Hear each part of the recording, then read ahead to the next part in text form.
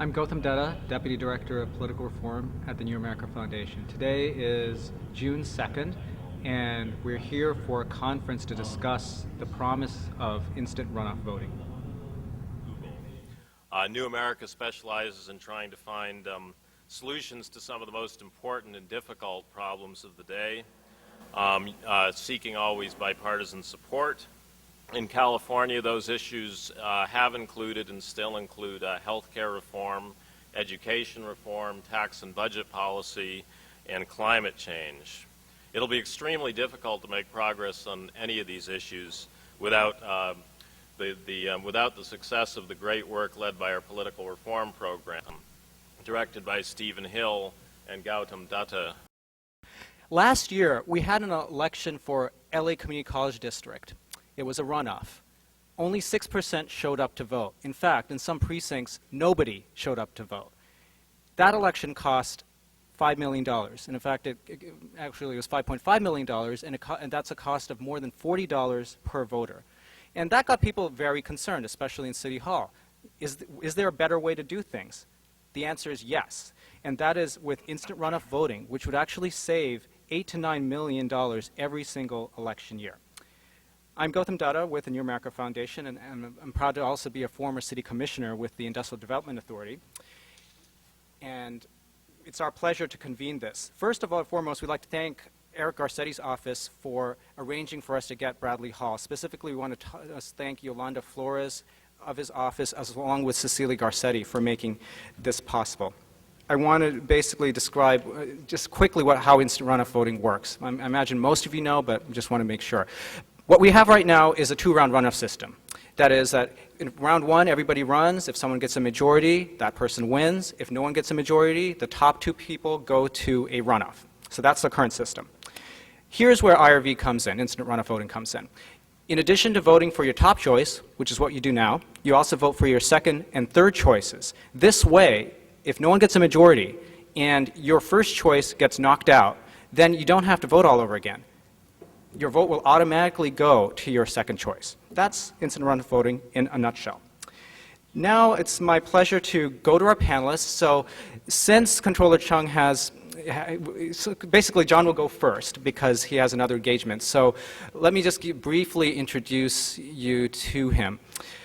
John's a good friend and actually a former boss of mine. He is the highest ranking Asian American to ever been elected to the state of California. He oversees 76 state boards and commissions, including CalPERS, which is the largest pension fund in the world. And he, as controller, his job is to serve as a fiscal watchdog on behalf of all of the state's residents and taxpayers. Throughout his career, John, both first with the Board of Equalization and now as controller, John has put a high priority on making sure that people are financially literate. That is, that they understand how their tax system works and how they can make sure that they go by the rules and don't encounter any problems. In addition, he's always been a strong voice for fiscal common sense. Without further ado, let's welcome John Chiang. It's indeed a great pleasure to join all of you and New America Foundation. I am most pleased to share this panel with Richard, Sylvia, Mona, and Gary. Let me share why I support IRV. In this great democracy of America, it is very critical that we have encouraged and enhanced public governance and civic democracy to encourage the full participation of everybody who makes America great. Obviously, our demography, our demographics are absolutely critical if America is going to continue to elevate and compete in a global economy, which will offer even greater challenges. And at the very heart and core of these efforts requires greater participation by the residents in each of our communities. IRV will enhance our participation. At this great juncture in American history, we see the greatest division in American politics. It is not healthy. It is not constructive dialogue, oftentimes too vitriolic, too divisive, and it's time that we have an electoral system that encourages participation and that encourages better democracy and discussion and debate by the elected officials. And IRV does that by having to work through and with all the voters, working with other candidates, we will have cleaner, better elections. We can still have very healthy debate, but we can leave aside and leave behind many of the unconstructive efforts that engage in electoral politics. As the state's chief fiscal officer, it also makes great sense in terms of a cost-effective manner to have this election. We can have a healthy debate, we can have vigorous campaigns, yet we do not have to have an unending campaign. I think part of the fatigue with the American electoral system is with the runoffs, with the endless electoral cycles where people do not get time to govern and people do not get time to participate. We will have a clear definition of election, bringing significant cost savings. And that's why I am a strong proponent of IRV. I encourage your greater participation in this effort. As we've seen this effort in other jurisdictions, it has worked with very high praise and strong results, and I think it's time to bring it to our home, the City of Angels, and to have IRV in the City of Los Angeles and the County of Los Angeles. Thank you very much. Our Board of Directors took up this issue 3 weeks ago and voted unanimously to support instant runoff voting. And our logic is very simple. We support instant runoff voting for 2 reasons. 1, it will save money, and 2, we believe that it will increase voter turnout. Under the saving money, which was, I think, the most important to our Board of Directors, we know that these elections cost in the neighborhood of $5 million. You heard the statistic for the election 2 years ago, ended up costing $40 per voter to run that election. We think at a time when every local elected body is trying to figure out how to make their tax dollars stretch farther and ultimately having to cut some things, this is a good place to start that cutting, that $5 million. Secondly, it'll save money for the candidates and it'll save money for their supporters. We talk about voter fatigue or election fatigue. I can assure you that the business community gets fatigue around elections because people are always asking for money. And when you have 2 elections, they ask twice. And when you have 1 election, they ask once. That's not a very sophisticated logic, but it's true. And this will save money for everyone involved. Secondly, we believe that it will increase voter turnout. And we think that the candidates will have to appeal to a broader constituency if there are several candidates in the race than they do if they just have to appeal to their core constituency. Because that candidate who's at the bottom and their votes get thrown out automatically, but then their second place vote comes into play, that's a candidate you might need. I mean, I've seen this in other places, and so the logic becomes, I want to be everybody else's second place candidate, which in my mind causes candidates to look more towards the middle than to the fringes. And I certainly think that that's important in California and in Los Angeles. So I thank you for the opportunity to be here today and look forward to answering any questions you might have. Thank you very much. I'm so glad so many people are here to hear more about and understand instant runoff voting, and also known as ranked choice voting. It's funny because I have spent more years as a political science teacher than as an elected community college board member. And in all these years, among the many things that I have been teaching my students is, you know, what are the reasons for low voter turnout? And among them is too many elections. It happens all the time. You can't keep track. So again, as has been said, I think the simplicity of one municipal election is very important. The simplicity for people to know when it is and that it's once and that they will have this ranked choice, 1, 2, 3. The other thing, and again it's already been commented, is civility among candidates. You simply can't trash other people if you want their voters to consider you as second best. You have to be more civil in both the public and community forums and in the mail campaign. And we've all seen what happens in some mail campaign, direct mail.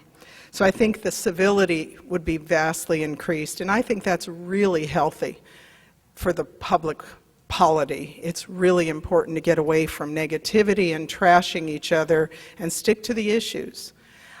It's also better in the long run because the person who loses this time might win in another election another time, and people's relationships amongst both the elected officials, their supporters, and the community at large should be as positive as possible. And finally, I want to say, of course, that change is hard, and considering a different way of doing things is always challenging. But I wanted to add something that I'm sure will be elaborated on. The timing of this is very important. And I think there are people in the room who actually know a lot more about this than I do, but it appears that in the near future that the voting machines that have been in use will need, mandated by the state, to be transformed, or there will be new machines.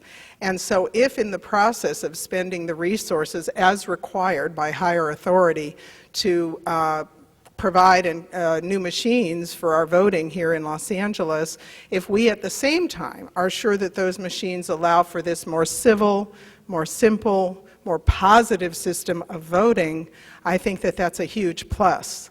And I'm sure you'll hear more about that later. And finally, I would like to echo what's been said.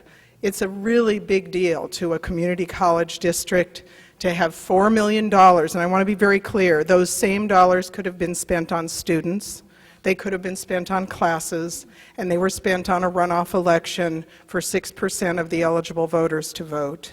This, too, is a great motivation for our district. Thank you very much. Well, good afternoon, everyone. Can you hear me? Yes.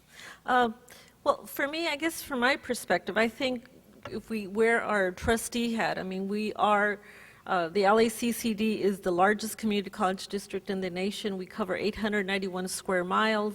So for us, we run at large. So as Mona says, our costs are tremendous.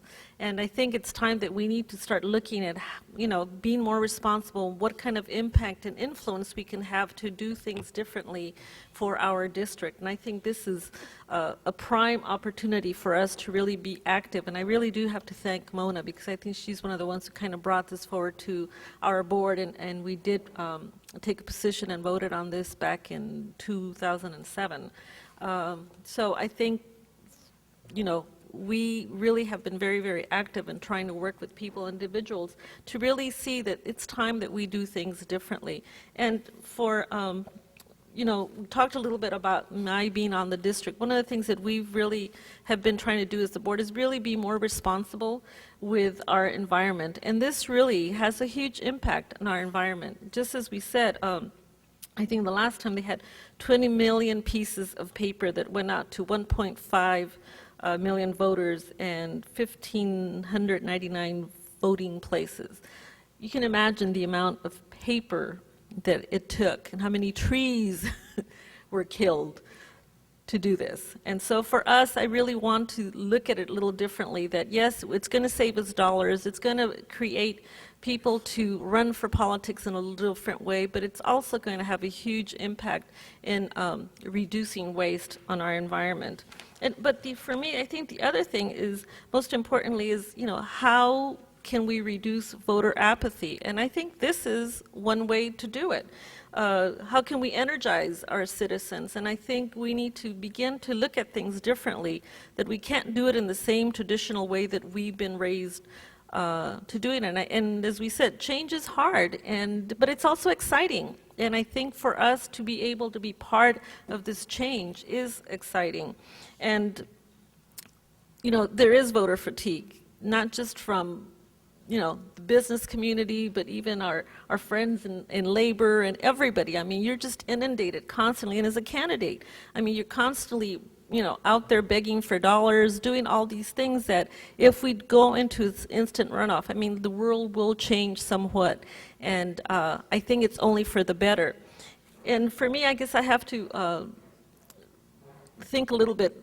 Recently, I kind of live in two different worlds. One of them is because we have 9 colleges, I have the great opportunity of working with so many young people that are going to school and listening and going through all the colleges and talking with them. And they're always talking about why, we talk about the voter runoff. It's like, it's time you do things differently. This is, computer generation, a new kind of era. And the reality is we can lament, attention deficit that all these kids have. But the fact is, the reality is if we can get them to the table to come and to vote one time, and that's all it's going to take, it's going to increase the participation. But on the other end, I have aging parents, and my deal with a lot of senior citizens, much more senior than myself, who also now talk about, why can't you just damn do this one time and just do it all so we don't have to keep going back and forth, because, sometimes we forget we're old, and they make me laugh, but the fact that this is a different population, we have the young population who's ready for change because they're tired of the old ways, but then we have the population who's slowing down and who has different kind of health issues, and they would be more able to have a voice in our government if we go to this kind of new policy and new voting method. So I think, there's so many great benefits to this that I think we owe it to ourselves to really think about making the change and making it soon. Thank you.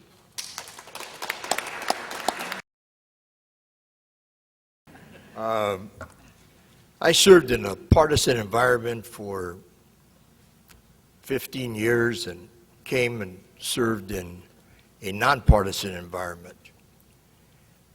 And the one thing that both of the institutions have in common is that every year the participation on the part of people has progressively become less.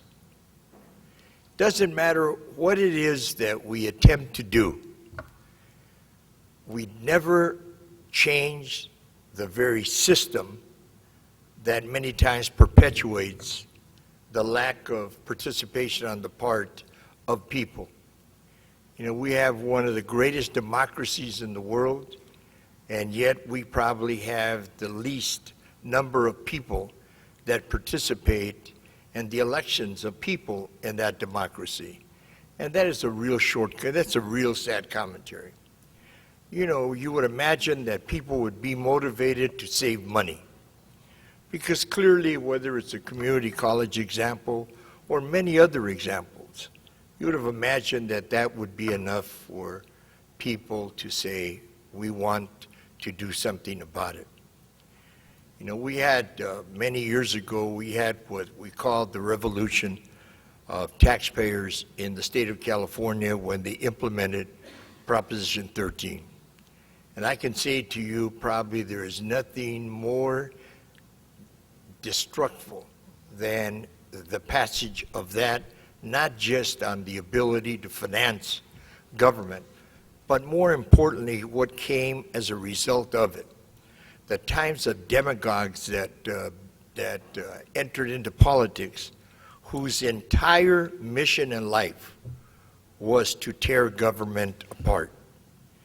Now, it's interesting. You spend $1 million against government, but really to try and get into government for the purposes of trying to destroy it. That doesn't make a lot of sense to me. And that's what you have gotten. I think that probably more has led to the diminishing numbers of people that have gotten involved in the political process. And it's a real sad commentary. I think IRV, I believe that anything that changes the status quo is a positive in terms of hopefully empowering people to be able to select individuals that they feel are going to be good for them. Yes, it probably cut down on negative campaigning.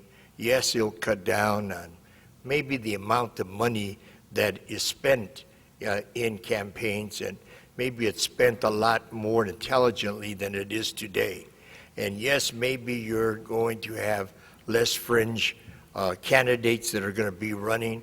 I mean, regardless of what it is, what I find to me a sad commentary, that in a city like Los Angeles, that I believe has a great institution known as the city council, when an individual gets elected, by 12% of the people in a district, to me, is the saddest commentary to American democracy we could ever have. And it's not a question of not trying to get people involved. It's not a question of trying to get people to go out to vote, because, I mean, ask a business, ask labor, ask anybody that is a participant in the political process how much money is asked for by the individual candidates, and yet nothing ever happens.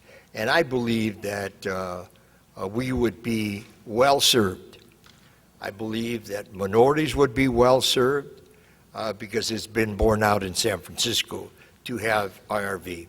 I believe that people, that the various interest groups that are interested in constructive change would also be well served by not having to compete with people's viewing habits on television. The days of election, have one election, and hopefully you could get them to the polls. There would be less rancor and the like. So I think that this is a constructive approach. I believe the Los Angeles should in fact entertain this as a constructive change in the way that we do our business, and I believe not only will it save money, but more importantly than anything else, I think it probably is a step in the right direction of empowering and getting more people involved in the political process. Thank you. A lot of elected officials might look at this through the lens of their own experience and go, gee, how would I have fared under this system, under instant runoff voting? Would I have won? It very much can come up. And Mona, could you talk about that as an elected official yourself? Well, I guess I haven't checked to see would I have won, but I think there's several issues. One is I came into the elected side of this as opposed to teaching about politics, I guess because I really, like all of the people in this room, really believe in the democratic process. And I would have to say to those who are going back to the past, like in this election, how would it have affected me, or in that election, I would ask those people, first of all, please not do this based on self-interest, but rather on the good of the public and the democratic process. I would also say that, this kind of change, in fact, again, I'm sure this will be explained more, but is a charter change for the city, and that I think it would be really important, given the momentum that's developed, the chamber support, and many, many organizations which you see in the folders, that this be taken to the public as a possible charter amendment, and of course that requires the council.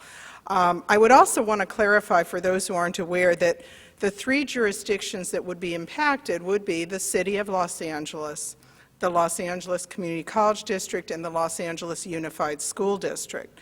We do not have identical boundaries. However, due to the state election law, if this were to happen for City of LA, the school and college district would fall into this cycle of elections. And so I guess I want to say once again, I think it's not helpful to look to the past and how I did or would have done. It's better to say what is a better future for the community and for the democratic process. Thanks, Mona. Richard, do you have any thoughts on this? No, I mean, I think Mona, stated it perfectly, that I think for the members of the City Council that all claim to be interested in more participation, that there's something that's broken in the process, and it appears to me it's something that could be fixed very easily. And I think it would serve their interest, but more importantly, I believe that it would serve the public's interest to entertain something like the RV. And I think that the people of Los Angeles would be better off, and I think empowering more people and getting more people involved in it, I think, would be one of the positive results as a result of implementing something like this. We've heard some feedback from one council member who said that, well, you know, this is an interesting proposal. It'll save money for not just LA. It could save money for LA City and 2 other jurisdictions, but I'm only concerned about the savings to for the city of LA and not for LACCD and LAUSD, because we're the ones facing a deficit. And so what if, you know, the other jurisdictions can save money? What would be your response there? Not to speak in a disparaging manner about that comment, but to me, I think it's idiotic. I only care about Los Angeles, and I don't really care about the kids and the amount of money that it takes to run an election. You know, community colleges, to me, one of the most important parts of higher education. I think that's stupid. And I think that's probably the problem, is for people to have that kind of an attitude. You know, I understand what it is whenever you advocate something different, because, you know, I got elected under this system, so I know about this system, so don't give me anything that is different. But ask the general public, you know, how ridiculous it is to spend the amount of money that we spend. I think that they would probably say that we shouldn't be spending this money.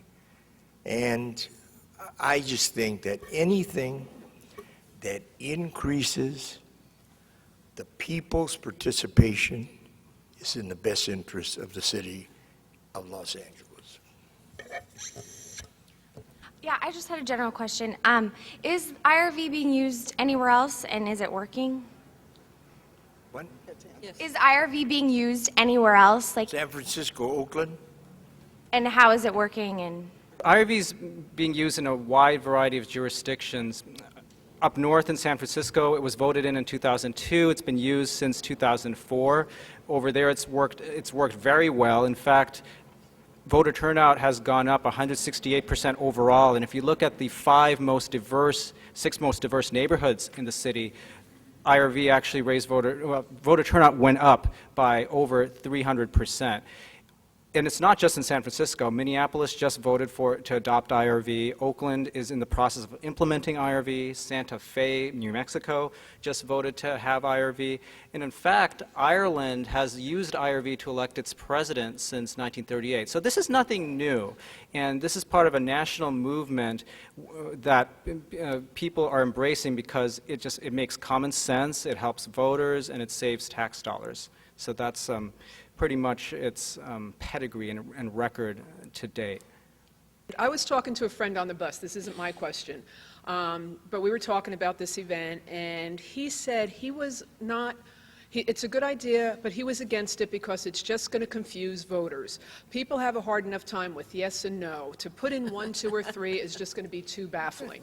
Again, not my question, but it's a concern that he brought up. So one thing is that maybe if folks aren't used to voting 1, 2, 3 that way, but we do it all the time in real life. You go to an ice cream store, they don't have vanilla. What do? You go for your second choice. Maybe it's chocolate, maybe it's hazelnut, who knows? But in the voting area, people catch on really quickly. And in fact, in San Francisco, what we've seen is that after IRV was introduced, 87% of voters surveyed said that they understood it quite well. In fact, 90% of Latino voters said they understood it and understood how to use it. So, certainly it'll take some voter education, and that we are fully prepared to do. And they did a really successful campaign in San Francisco, and there's a really good track record on which we can build. But after that education is done, voters get it. Thank you for your comments. My name is Larry Herrera, and I'm the city clerk for the city of Long Beach, and it was nice to come across the river today to visit you here. But my question had to do with a couple of things. Has there been any work or any analysis done to determine whether or not there are any risk of federal voting rights violations with respect to instant runoff voting? And then secondly, would you see any advantage to, let's say, putting a charter amendment on in 2009, or if you're in Long Beach, 2010, calling for instant runoff voting, but holding it off until a future election. I'm wondering if that makes it, allows elected officials in the community to adapt to change, lets the systems catch up. I'm curious as to what your comments are on that. Thank you. Yeah, I mean, basically, courts have actually examined IRV in the past, and no court has ever found that, or rather, I'll phrase it positively, IRV has been found to comply with the Voting Rights Act. No challenge has ever held up when it comes to IRV. The second question had to do with implementation. Now, that takes a little bit of time, as you can know, because you have to train people, you have to reconfigure machines, and that typically takes 1 to 2 years. In our proposal for instant runoff voting for Los Angeles, we propose that you have an election, this be put on the ballot for November '09, but it not be implemented until 2011, in time for the city elections there, because you need to get it right. That's very important. See, the reason I think that it is timely now in the state of California is because we're in the process of redoing our machines. Most counties in the state of California have had innumerable problems with their machines and with their system. And there's a lot of talk, and of course there's a lot of complaints about the amount of money it would take. But it has to be done. So it is particularly timely today for Los Angeles, a city as large as Los Angeles, because you're talking about future elections, and we're probably in the process of going out and trying to buy some of these machines, new machines that are out in the market. So I think that the issue that was raised, would there be a problem in doing it in one election and implementing it in another? I think it's probably the only orderly way of doing it, because I think it'd be the worst thing would be ordering it in the election and having it implemented a year later too. It takes several years in order to get it implemented correctly, and having the right software and tools for you to put it forth. Thanks, Richard. Just wanted to add something on voting equipment. According to the LA City Clerk's report, Secretary of State Deborah Bowen will certify the city's voting equipment only until up to May 2009. Beyond that, the certification will not be allowed. So the city is going to have to buy new voting equipment, regardless of what happens with IRV. Now, that equipment is going to cost over $30 million. Now, the catch is that IRV can help pay for that equipment. That would be especially helpful in a time that the city's facing a $406 million and counting deficit. So basically, in roughly 4 election cycles, IRV could pay off the costs for that new equipment. Good afternoon, Eric Sanjurjo with Councilmember Huizar. A couple questions for you. You mentioned that new voting equipment will be purchased. One of the ideas that the clerk put forward in their report was to do a vote by mail system like they do in Oregon. So I'm just curious how compatible IRV is with vote by mail.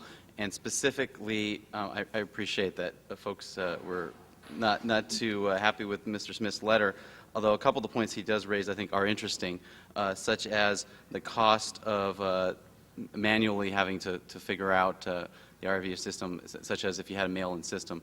So what cities have that, and do we know if it slows down election results? Because that's been a problem in Los Angeles in the past. Just curious, and I have some other questions I can ask later. Could you just talk about your second question a little more? So are you talking about...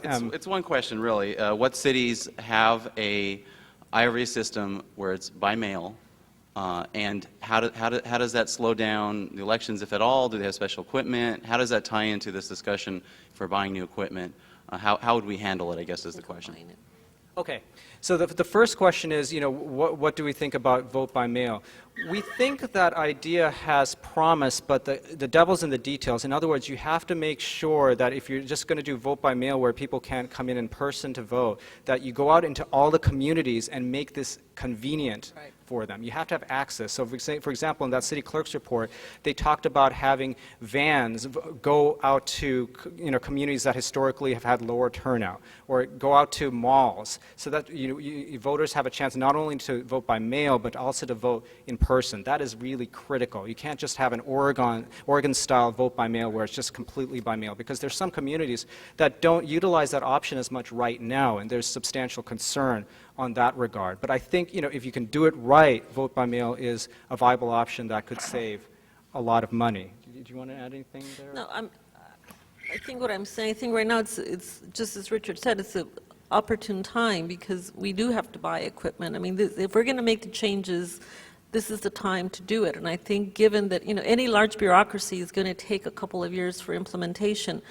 I mean, we just have to really all work together, and I think community colleges will play an active role in really educating, people on voting and doing workshops going out in the community. But I think it's really important that we need to kind of move beyond what we have been doing, and this is a time for change, and there's going to be a lot of confusion at first, but I think it's critical that if we do it slowly, we do it right, that it can be a great system. And I think the power of this is that there's so many things lining up right now that this is the best time for us to be able to move in this endeavor. And then to address the second part of your question, there's no jurisdiction that uses IRV right now that is 100% vote by mail. Could I add to this question about possible delays? And I'm not a technical expert. My thought would be that, if there were such an event, it might be the very first time. But my guess is that, again, once the people and poll workers and everybody is refocused, there's no reason that this particular method, if a computer is counting votes, which it will, and with a paper trail, which I understand is the new requirement, there's no reason it should take longer than, the current method. Yeah, and so IRV is fully compatible with vote by mail because it's all about the paper ballot. That's what you need, and we have that right now. People, I'm a permanent absentee voter, for example, and so they just get my ballot and they stick it into the machine. That would be no change. See, I have a question for Sylvia. Some people might look at instant runoff voting and go, oh, you're reducing the number of elections, and that's not good. More elections are better. How would you respond to that? I don't know who would be crazy enough to say more elections are better in the first place. So, I mean, I really don't see anybody really telling me that. I think what we have been hearing over and over, and I say, I really listen to the students that I come across in our 9 colleges, and I look at the older generation, and I think that's, which is unusual, but I think to have these 2 huge generations in agreement about something, I think everybody's in agreement. I think there is voter fatigue. I think, we have to be honest. I think we have so many things going on all the time that I think we're burning ourselves out. And so I really don't see anybody saying, give me more voting times.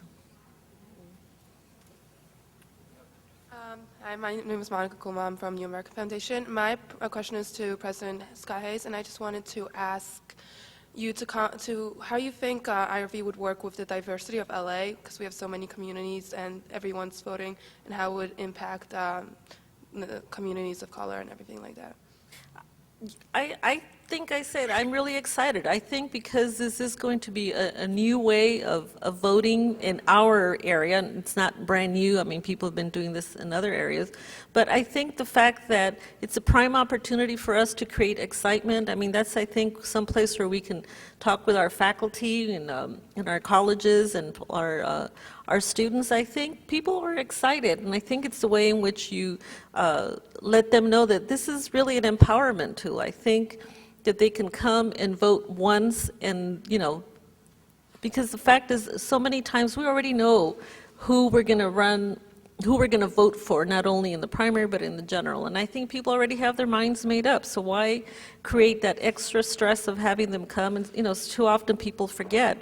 So I think the fact that we can take care of it all at once. It's really a way for us to really encourage and increase voter participation and really empower so many communities that in the past have not participated.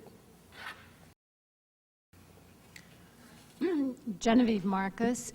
I am so tired of hearing how the voter participation is going down all the time and we're losing our democracy. And it's very impressive, this panel and the support for this proposition. And I want to know, what is the next step to getting this implemented? Who is opposing this? What are the obstacles? What can we do? All right. Good. No, go ahead. Well, to echo Mona, change is hard, even with good ideas. So our biggest opponent, frankly, is inertia. You know, in politics, sometimes we say that, oh, if it's been done before a certain way, it must be sacred, it must be right, there must be something to it, so we shouldn't change it. So it's that sort of thinking that is the biggest obstacle. Now, what do we need to do to get IRV adopted? Two steps, as Mona was mentioning. One is that the City Council, a majority of the City Council, that is at least 8 out of 15 people, have to agree to put this on the ballot, and the mayor has to sign off on that. So that's the first step. The second step is that voters have to vote for it and approve it on the ballot, and that's the second step. And what we're doing is we're ramping up to get this on the ballot for this November. Now, to do that, the City Council has to take first action by July 2nd. So for those of you who are someone familiar with City Hall, that's a pretty tight timeline, especially given that it's an elected body and has its own process and procedure. Does anyone else want to add something here? Yes, majority vote of the people, just like any proposition. Yeah. If I may, you know, if you see on your list, there are already several members of the council who have already said, I support this, I will vote to put this on the ballot. There are also many, many more members of the council who we have talked to, and all of us here and others have met with, and who are pretty impressed and interested and probably need to hear from their constituents on this. And I would encourage you, either those who are listed as current supporters or those whose names do not appear, that if you have the relationships to give your point of view, that you please help tell them, and quickly, that this is a good government reform. It saves money, and it creates increased participation and opportunity for voters. And you know, we're very close, actually, to the votes needed, and we really just need a lot of support from people like you who are interested and believe in good government.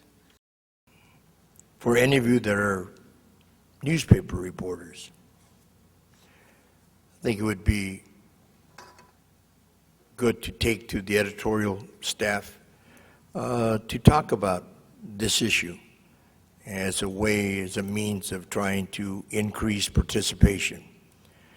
This isn't for fear a good lefty idea. This isn't for fear that it's a great right idea. Now, I think it happens to be the right idea, but not because it's to the right. Okay. So I think the fact that you see Gary here from the Chamber of Commerce, very thoughtful business people and a very good advocacy group for business here in Los Angeles, haven't always been known to support, you know, changes like this, but they see the merits of it.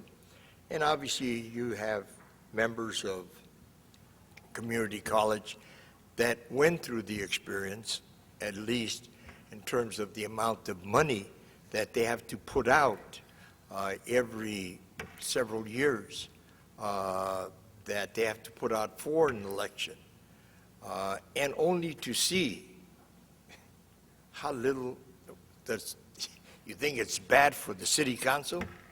Really? It's worse for the community college, right, especially if there is a runoff. I mean, forget about how bad it is in the first, but then if there's a runoff, I mean, the participation is so low in something so important in terms of governance of the community college. And the same thing goes here in Los Angeles.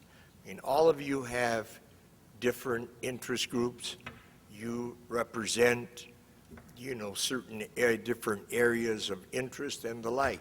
And I think that, and I understand how decisions are made with the city council, is if they only think that it's a great idea that Gunther thinks it is, and an organization like the New America Foundation, which probably none of them even know who it is, okay? If that's all that they think that is supporting something like this, then the likelihood of it being put on the ballot and passing is not that great. But when they see that there are other people, very, thoughtful individuals, representing thoughtful organizations, irrespective of whatever ideology that is involved, I think that this is good for everybody. I am sickened, I am depressed every time that there's an election. And I used to teach this in my political science class in college when I taught at the University of California at Irvine. And I said this then and I say it today. And this is a sad commentary, but the quality of elected officials are better than what the people deserve. Because you have to remember that the people elect them. And that is the honest to God's truth. Everybody complains, but they certainly do not exercise those complaints when it comes time for the election, come June.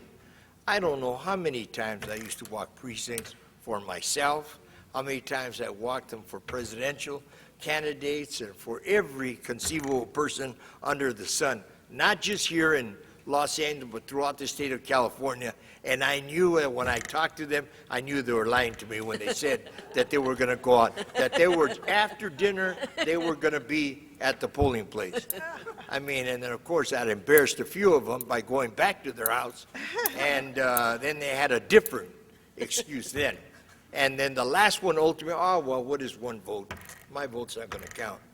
But I believe that, it begins with an idea, and from the idea comes getting support for that idea, and then support just grows and mushrooms. My question is revolving around the cost aspect that you've been raising.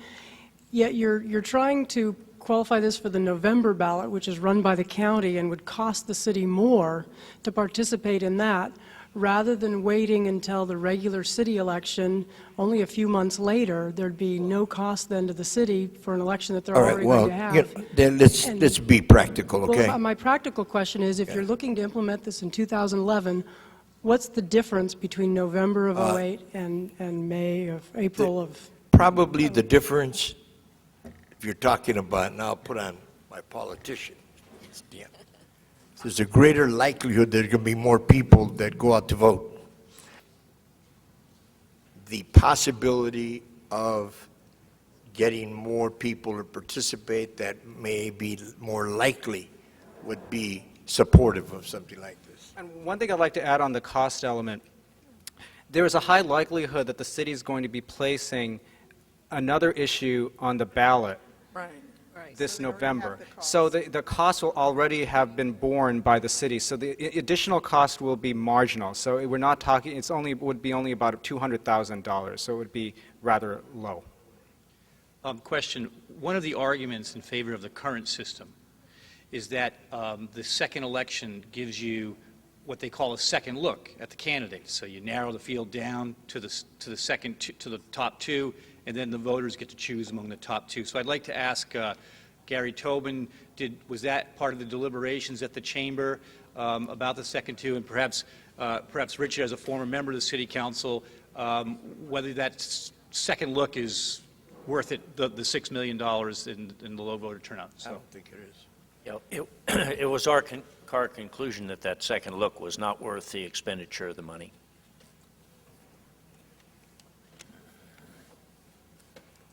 It isn't. It's not worth it to the environment. It's not worth it to the taxpayer that many times is inundated by mail that makes absolutely no sense. it's not. I might add that there's an election for county supervisor, 2nd District, that's heavily contested that will be taking place tomorrow. There's a high chance that that might go to a runoff between the same top 2 candidates. We had spoke earlier about a higher authority or higher power kind of mandating voting system changes. But if we really want to go after some change, what is happening at the state legislative level in terms of instant runoff voting for the Assembly and the Senate, as well as other partisan elections? I know I realize we're concerned with Los Angeles, but how far off, or what's your prediction on where that might stand? Well, you know, Tip O'Neill once said all politics is local. And our focus is to start locally, have it work really well, and then build from there. Because once an idea works well, we believe that it will gain currency and it will gain a lot of traction. You mentioned the Sacramento. One bill that we supported last year was AB 1294, which would have allowed localities, that is, counties and cities that do not have charters, to adopt IRV, because right now under state law they're not allowed to. Now obviously here in LA we have a charter, Long Beach has a charter, and so the cities are free to adopt it. And that passed both houses, but unfortunately the governor vetoed it. Putting as a former partisan elected representative, see, I think that you would have a much, much better shot at doing something like this once that you can demonstrate and use examples on how democracy has not been sacrificed by changing the way that we do our business, but in fact has been advanced by taking something like this, because I mean it's amazing how bills pass and how easily they can die. And it can be over the goodwill that somebody has with 2 or 3 representatives of 2 or 3 members of the legislature, and they could kill a bill right there in committee. That could have profound impact. But once that there is something that's quantifiable, that we can show that a city as large as Los Angeles, or a city of the size of San Francisco or of Oakland, and maybe others that may join us, that it works and that it has done the things that we believe that it has the ability to do, then it's an easier sell. I don't know how, I haven't thought about the sell on a partisan basis, but local government is nonpartisan, and it's probably a government, the most important layer of government to the people, and I firmly believe this coming from both of them, that greater impact on the daily lives of people. And I think if you can demonstrate it here, you have a much better chance passing it with a greater sample of cities that may implement something like this. Okay. We'd like to thank our audience, and especially our panelists, for taking the time to join us today. Now that you've heard about instant runoff voting, we hope that you'll help us take it to the next step, which is to get the City Council to put IRV, put instant runoff voting on the ballot. To do that, please contact your City Council member, either by calling them up directly or by sending them a letter or email expressing your strong support for instant runoff voting. With your help, we can make this happen.